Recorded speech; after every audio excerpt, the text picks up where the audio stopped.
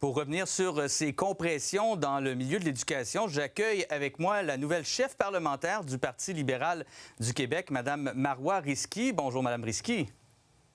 Bonjour.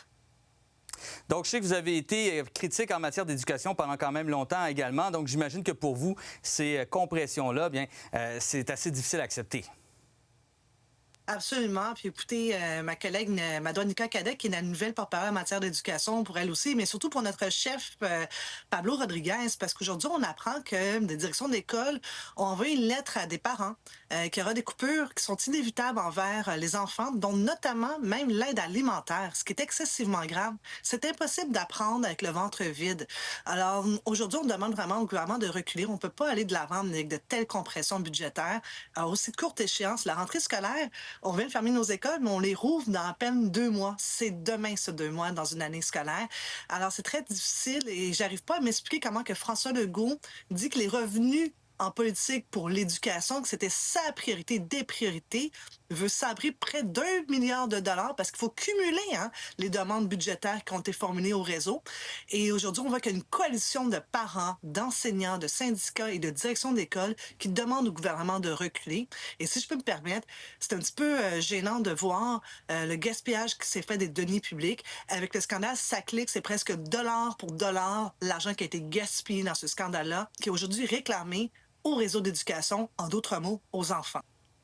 Du côté maintenant des sondages, on voit qu'il y a un effet de Pablo Rodriguez de son arrivée chez les rangs du Parti libéral du Québec parce qu'en ce moment, on voit, bon, selon les derniers sondages, que vous êtes en hausse constamment. Qu'est-ce que vous pensez de cette nouvelle situation et est-ce qu'on voit vraiment le PQ comme étant l'adversaire du côté du PLQ? Nous, écoutez, on regarde le sondage, puis vous savez, absolument, on ne les commande pas, mais si vous me permettez, je vais peut-être un petit peu changer la donne aujourd'hui. Ce que moi, j'ai relevé dans ce sondage, c'est surtout l'insatisfaction des Québécois. Écoutez, 65% des Québécois sont insatisfaits du gouvernement Legault. Et aussi, pour la première fois, on voit qu'avec l'effet Pablo, on remonte chez les francophones. Et c'est pour cela aussi, d'ailleurs, que Pablo Rodriguez, notre nouveau chef, va tourner partout au Québec pour aller se reconnecter, pour aller chercher, évidemment, la confiance des Québécois pour être prêts pour 2026. Est-ce que la remontée de l'option souverainiste chez les jeunes, ça vous inquiète?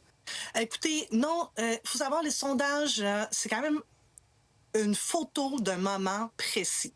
Nous, on veut s'assurer d'offrir aux Québécois, qu'ils soient jeunes et moins jeunes, vraiment une option crédible en 2026, que nous, on est capable de bien gérer les finances publiques. Merci beaucoup, Mme Risky. Merci à vous.